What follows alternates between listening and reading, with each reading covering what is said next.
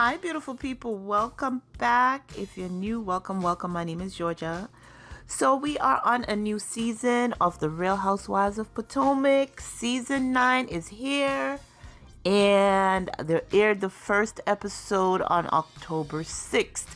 So I am here to do a review on that first episode. And we are going to take it from here and move through the season. So as you know, I always take my notes, so you may have some rustling of papers, as I'm speaking, but it's just to consult my notes. So like I said, season 9 is here, episode 1, titled A Crash Course in Deflection. So we start off the episode with a scene of a car driving down the street at night. You hear the wheels are turning, and then you hear some skidding. I think you see even a deer dart out in the street, and then the car crashes into a tree. So that is a reenactment of Karen's DUI, DWI, whatever it is that she faced. So it went dark, and then it says, I believe a month later, now we see Giselle driving down the street, and she's on the phone with Ashley, and she's telling Ashley that she is going to see Karen for the first time since her car accident, and that she just want to check on her, take her out the house, and make sure that she's doing okay. Ashley says on the other end, it's concerning because this is Karen's second DUI. Even though the first one happened years ago, it's still her second DUI, and she is facing some charges. She needs to go to court on this one. And I'm guessing the last one she did, we're not sure how that turned out, but she has to go to court on this one. So Giselle gets to the house. I think she also called Wendy on her way there, from what I'm remembering with the conversations back and forth. So she gets there, gets Karen, Ray waves them goodbye. They get in the car, and Giselle asks Karen, if I need to, I'm going to do my best not to drive by the crash site because I don't know if it's triggering for you. So, they went on their way, and they ended up at a spot where they're having lunch. They serve pizza and breakfast all day long. Just, a diner. They went to a diner. That's basically where they were, a diner. So they're in there chatting now. Giselle is trying to get information out of Karen. Karen is just looking at her like, when are you going to stop talking? Karen is like, there's certain things I cannot talk about. You read what you need to go find and read. I am not going to discuss it with you. I can't talk about it. She just kept telling Giselle, I cannot talk about it. I cannot talk about it. So apparently this is a spot that Karen goes to all the time because the waiter apparently knows her. And throughout the meal, he brings her a donut. And Giselle was like, so why does Karen get a donut? And he's like, because she's a great customer, and whatever other reason he said. And then he told Giselle, he's like, I've known Karen, the grand dame, for a long time, and I must say I never seen her had a drink. And Giselle was like, but that's because you don't serve alcohol, sir. And he was like, turn around and look at the ladies behind you. And the 3 ladies back there lifted up their glasses as if to say, hey, cheers. Giselle couldn't do anything but just shut up. Then she said Karen must have paid this man to come to her defense, because how on earth he's just gonna come out of his face and say he's never seen Karen take a drink. So that was the luncheon. No, that was not the luncheon. So Giselle tells her, she's like, I know your birthday is coming up. I want to throw you a luncheon, and these are the people I want to invite, and you tell me who else you want to invite. So we are gonna invite Vivian. Vivian has been a friend of the show for a long time, a lot of years. And I think she also said there's another friend she wants to invite named Stacy. Stacy she knows from QVC Network. And Stacy has moved back home from Philadelphia to Maryland. So, they're building up their friendship. So she tells her she wants to invite Stacy. She's like, no problem. Then she tells Karen who she's inviting. And Karen's like, fine, no problem. All those people are fine. I don't have a problem with it. So she's like, all right, I'm going to get it together. And, we're going to move forward with the party. we leave the ladies there talking about the girls and just catching up, how's Ashley doing, how's Mia, how's Wendy, and so on and so forth. So Giselle is giving her the update on everybody. If you guys remember, there's two people who didn't return this season. We have where we have Robin did not return, and we don't have Candace this season. So, Giselle is on her own. Everybody was saying that her and Robin always link up and go at people, but we have no Robin this season, so we need to see how Giselle is going to be on her own, or maybe she'll lean back into Karen's corner a little bit more now that Robin isn't there, because as we know, they've been friends for a very long time. Yeah, so they catching up on the girls and, chit-chatting and stuff like that, talking about the kids and what they're up to. So now we have, we leave them there, and we next see Mia and Gordon. And they're outside, they're out and about, they're taking the kids out just to hang out, and the kids are on their scooters, so they went to go get ice cream. So after they sit down and chit-chat for a little bit, Mia is giving us an update. She let us know that in order to be closer to his kids, Gordon has moved into her building. But it's a little bit awkward, she said, because now Gordon is seeing all her sneaky links that are coming through. But I thought that Mia was in a relationship with Ink, the DJ. Is it the DJ? Or whatever they call him, his title is. I thought she was in a relationship with him. So what is she talking about, sneaky link?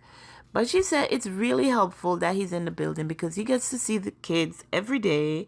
He gets to help them, with anything that they're needing. And she wants Gordon to be a constant in their lives. She doesn't want them to feel as if, he's not accessible. So having him in the building is good for everybody as a family. So now we're getting to the touchy stuff, the uncomfortable things. So Gordon tells her, he's like, I thought we were going to be okay because I expected us to separate, but I didn't expect you to bring other people in the relationship. We're supposed to separate and work on ourselves individually and then maybe come back together. So they were supposed to come back together or, make it work. But remember, we left last season saying that, hanging in the air, that Gordon may not be the father of their son. Is it Jeremiah? Their son. But Gordon is saying, listen, leave it the way it is. Let this man know that I am his dad, and leave it like that. But then Maya is saying that Ink was now coming into town over the weekend because he wants to do a paternity test to see if Jeremiah is his son. And Gordon is, of course, livid because, that's his son. That's his only son, I'm thinking. And for another man to want to come in and claim, paternity of his son, he's upset. So Mia was like, well, you started it saying that he may not be and that it's out there. So let's just keep going. Even though it might be a little bit hurtful, let's keep going and see what happens on the other end. And Gordon is like, no way. Tell that man to stay away from my kid and do not do a paternity test. So as far as I'm concerned, that's Gordon's kid. I think they're probably doing this for a storyline. It's obvious the kid looked just like Gordon. That's his son. And if Mia, she probably should just go through and do the test so everybody could get through it. Because she's saying to Gordon, it's like, when Jeremiah grows up, he's going to see all these shows and stuff that we're on. He's going to have questions. So why not just go through and make sure that we take care of things now while he's young so that he won't have to deal with this when he's older. And Gordon is still saying, leave it alone. Leave it alone. That's my son. Leave it alone. But Ink wants a paternity test. He said, well, that's his problem. She's like, why don't we just do it the easy way? Or he said he's going to do it the hard way. He's like, well, let him go through the courts. If that's the case, let him go through the courts. I am not about to be here to make things easy for this man who is in here, Even though you and I have our problem, he's still in the way because, I expected us to really get back together. So you know how Gordon could go off. He's bold, he's blunt.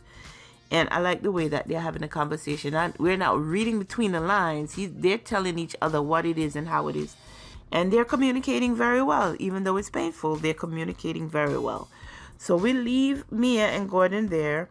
Now we have Ashley. Oh gosh, Ashley is still trying to get divorced, guys. I've never seen nobody take so long to get a divorce.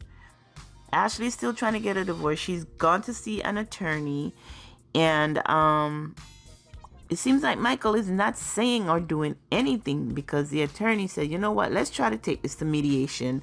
Let's get try to get a retired judge who, you know, on the day of the mediation, you could be in one room with me, I could be in the other room with Michael's could be in another room with his attorney, and we get the judge to go back and forth to figure out how we're going to do this.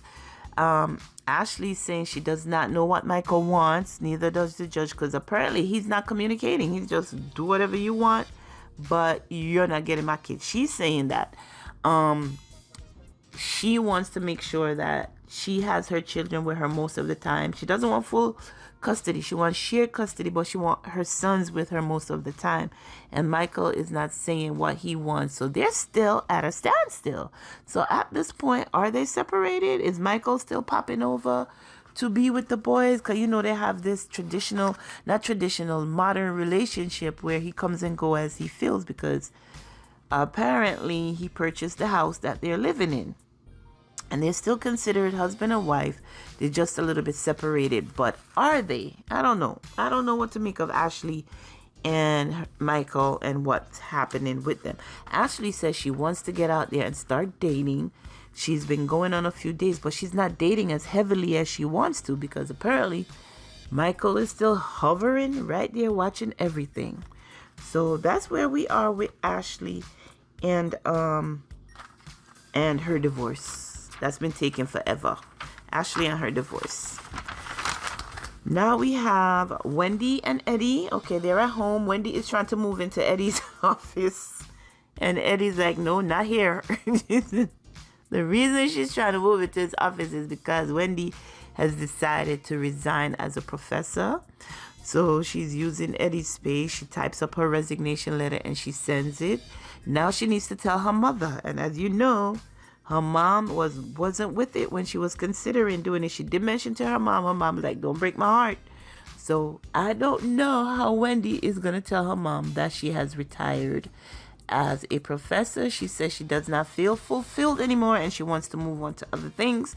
Her husband supports her decision and he's going to help her. But he said, I don't know how you're going to tell your mom. And he's like, you're not moving in my office. We're going to have to find you someplace for you to work out of, because it's not gonna be here, girl. So as we know, Happy Eddie has his business going. His cannabis business is apparently doing well. So that name that was given to him, he is using it and he is running with it. So that's Wendy and Eddie right now. Now we have Karen. Trying to get through this, guys. We have Karen, and she is visiting Vivienne at the boutique. And, you know, they greet each other. How are you? I'm happy. I'm sorry to hear what happened to you. Are you doing well? Yes, you know, you know how they do the pleasantries. So then we get to meet Stacy. This is where we meet Stacy for the first time and find out how they met. Stacy was introduced to Karen through Vivienne. She used to live in Maryland, I believe, then moved to Philadelphia to work with QVC. She has a daughter who's now 8, and she was married to a German. Well, they're separated because while she was in there trying on dresses for an event, they noticed that she did not have on her ring. And of course, Karen is like, girl, what happened? And that's when she told him that she's been separated for a year and now they're going through a divorce, the process of a divorce. And that's the main reason she moved back home, to be closer to friends and family and, you know, get on with her life. So we know that they have an 8-year-old daughter and they are working through it. Another divorce. So maybe her and Ashley could link up and trade stories and advice and, you know, just be there for each other. So we leave those ladies there. They're talking about Karen's party and, you know, we're getting ready for Karen's party, her party that Giselle is throwing her. And we are at the party. It's a day party. and it's called, what is it? Attitude. Attitude. She said not attitude, but attitude. So Giselle, the theme of the party are all different types of hats. So Giselle comes in with a bag full of hats, and she's leaving here. Apparently she's going to be giving hats to each person regarding their personality of how she looks at them. So she's there first. Then we have Ashley comes in with a bounce back. What is it called? Wait, there's a theme. Everything is a theme. She has a bounce back basket. She has a bounce back basket for Karen, and in the bounce back basket we have water, we have Uber cards, we have little games for Karen to play, because she said Karen needs something else to do. So she has like little artistry work and stuff like that, and that's her gift to Karen. And of course at this party all the drinks are also named, have a theme. We're gonna get to it, but after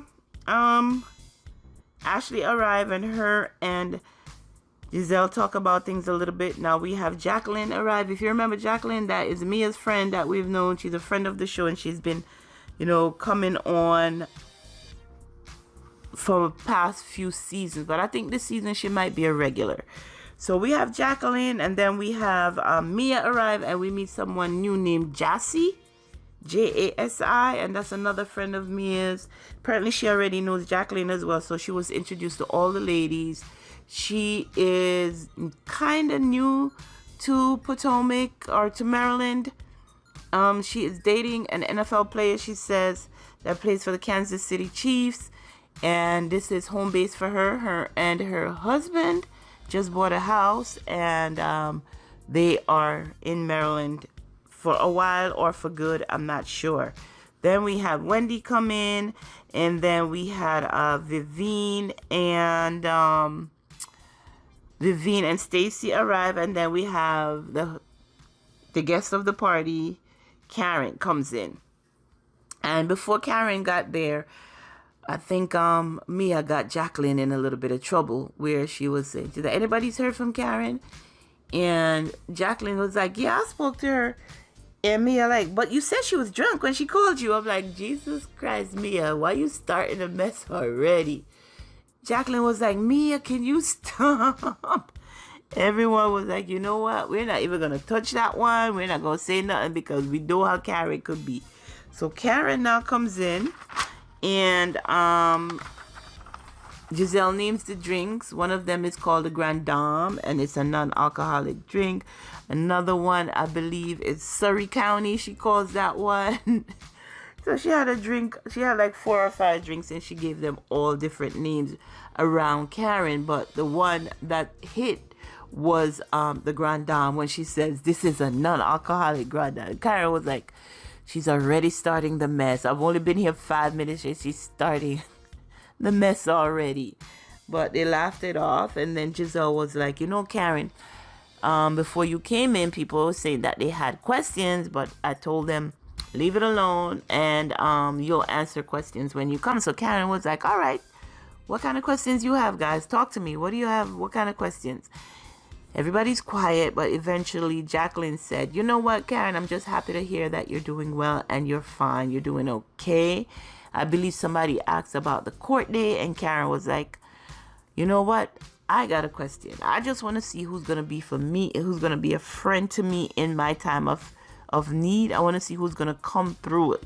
Because if nobody's going to come through, I don't want to talk about it." Like, she got really upset. You could hear the anger in her voice. She was not about to let them bulldoze her and ask her questions. So, okay, so now that they see that's not going their way, we turn to Mia, with Karen saying, basically saying that, what you did was wrong. You did not, Giselle said you did not protect your children. Karen is saying we didn't need to see all of that on the gram about Gordon posting the kids. But Mia was like, how am I supposed to control what Gordon is doing? He's the one that's putting all these things out there. I was trying to do things, civil and keep it low key. But he was coming with everything. How are you going to tell me I'm not protecting my kids? And she got upset, and she started crying, and she got up and left the table and went to the bathroom. because, you know, Wendy was saying it's not fair for you guys to be talking to her like that, because, you know, at the end of the day, all of us here are mothers. And, you know, some mothers say that, you know, they're doing the best they can, and to be judged like that from another mother, it's not good. So Mia was really upset. You know, Mia has a hard shell sometimes, but of course she does get upset when you're trying to question her parenting skills or her mother. You know, she's a mother. So that is where the episode ended, guys. We're still at the party for Karen's party, and Mia's in the bathroom crying. But I did see a preview of what's to come, and it should be an interesting season. So since this is the first episode, you know that it's not going to be hot. So we're just getting to know everybody and getting situated. The ladies are getting to know each other. I'm guessing they're not going to talk about Candace or Robin because they're not on it. So everybody's just getting to know each other. So that is where we are with it. The first episode, we're trying to get Karen to talk about what happened with her duet, but she's like, it's in court, I cannot talk about it, and she is deflecting big time. So there we are with it. So I'm sure I will be coming back to you with every with a review of each episode. So like I said, this is the first one, you know, getting to know everybody, and I'm sure it'll get better as the season goes on. So if you're interested in reality TV review, make sure that you subscribe to the channel. And even if you've subscribed before, double check, because YouTube does unsubscribe people and you gotta resubscribe. I don't know why they do that. Check out all the links in the description. Check out my Shopify store with trendy fashion and accessories. Make sure you check out my 2 Etsy shop. One is a digital product shop and the other is physical products. And check out all the other links in the description. And until next time, make sure that you take care of yourselves and your families. Bye-bye.